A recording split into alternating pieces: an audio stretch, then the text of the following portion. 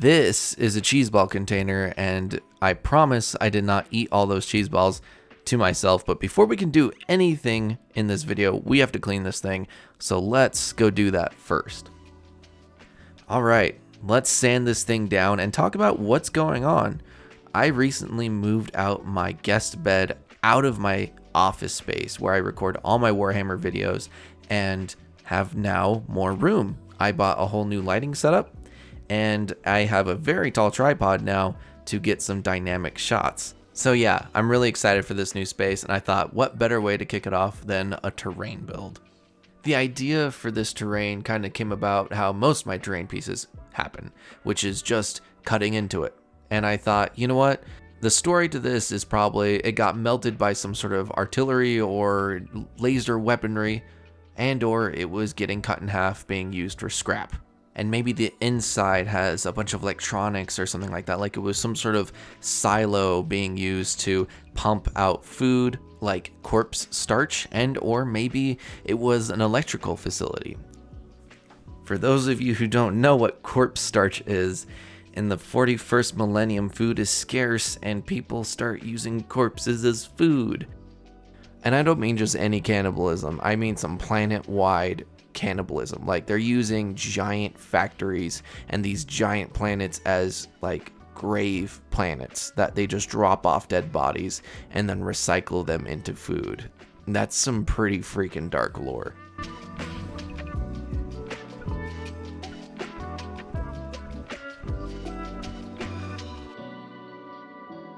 Now, I wanted this facility to have multiple floors, and what better thing to use than corrugated plastic card? This stuff is just sturdy and reliable. It won't get warped with any paints or any glues I will be using in this build.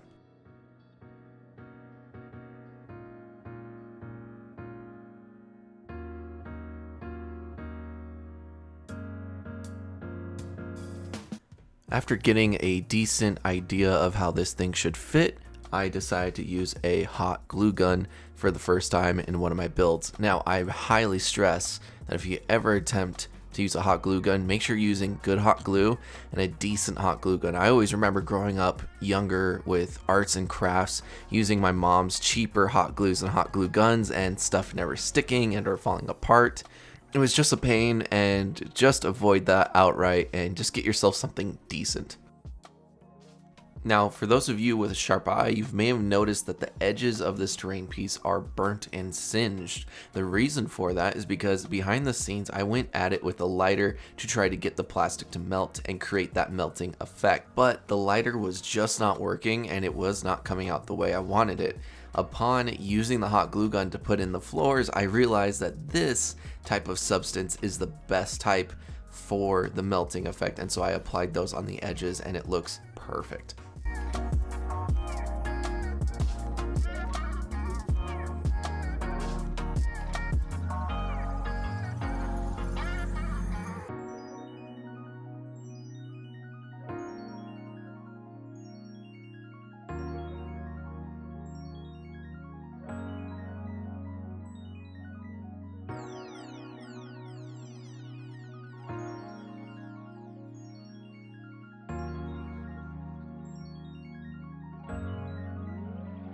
To further drive home that this was a sort of building, I put in a second floor and then used sprue as some sort of support beam and or pillar.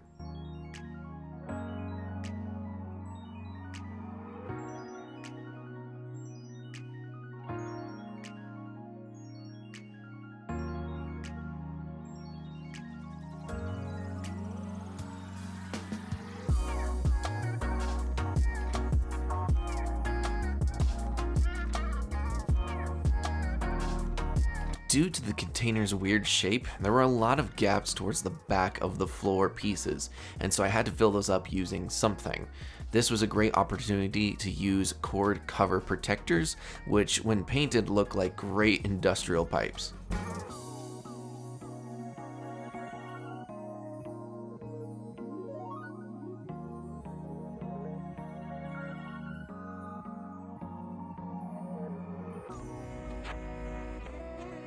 This is plastic canvas mesh, something I found walking around the craft store, and it is going to emphasize that industrial style floor that we're going for, kind of looking like some sort of metal grate.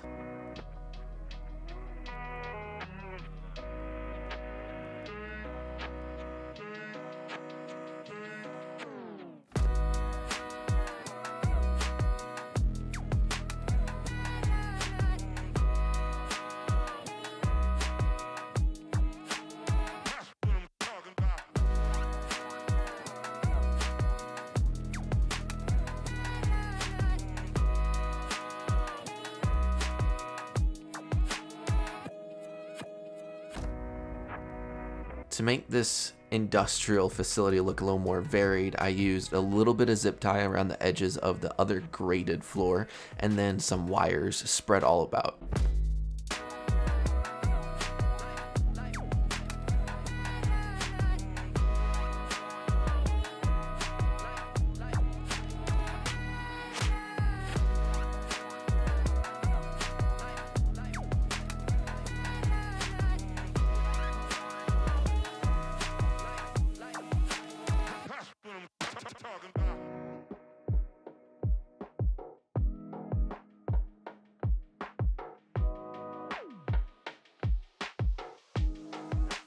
Now there's this giant gap that we need to fill. And what better way to fill this gap than, yes, you know what it is, more cord cover protectors. Now this was probably the hardest part of the build. Luckily, the lid was on the bottom, so all I needed to do was unscrew that. This was totally unplanned for, but getting my hands and the hot glue gun and the cords and everything in there while trying to make it all look uniform and neat, but also industrial was quite a pain, and I don't suggest doing this.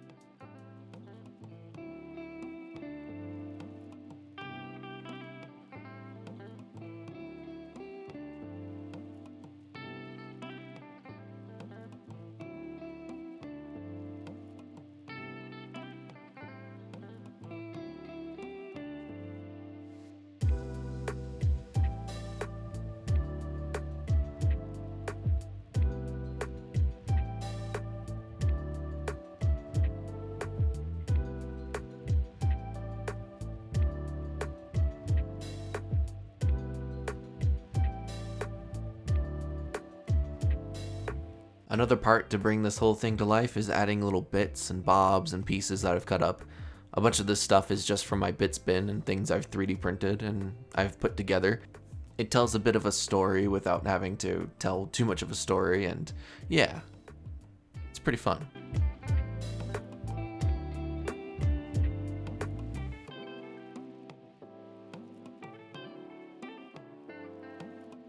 Alright, it's looking pretty good. Let's get this thing primed and really start bringing it to life with some paint.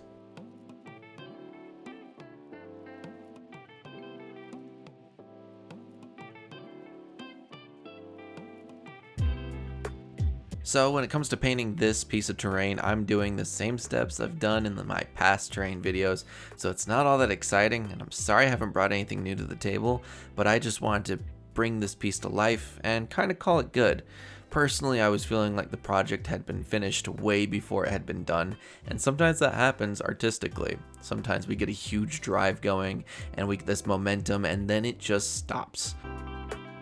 Originally for this video, I was trying to do a 24-hour terrain piece and try to get it done in one whole day, and it was just not possible with how my schedule was and how late in the night I started it, and with things gluing and drying. I just have to be patient with some projects.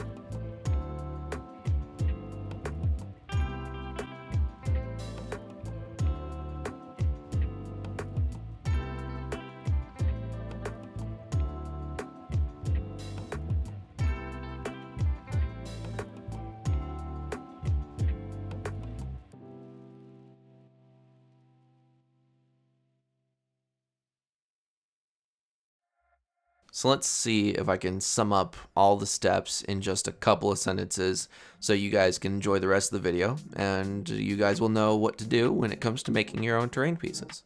I basically go with metallics. I tried to choose darker metallics to kind of contrast against a brighter paint that I'm going to be applying and chipping at along the way. I used a chipping medium in this video just to see if it would work on terrain. I would suggest against this and just go with hairspray because it didn't really work all that well. Then I applied my lighter base coats of whatever colors I was going for, and then followed through with the chipping, and then went with an oil wash. When it comes to oil washes, you can use anything from a dark black wash to a burnt umber wash to red washes, or whatever you feel is fitting to your terrain that you're trying to pull off.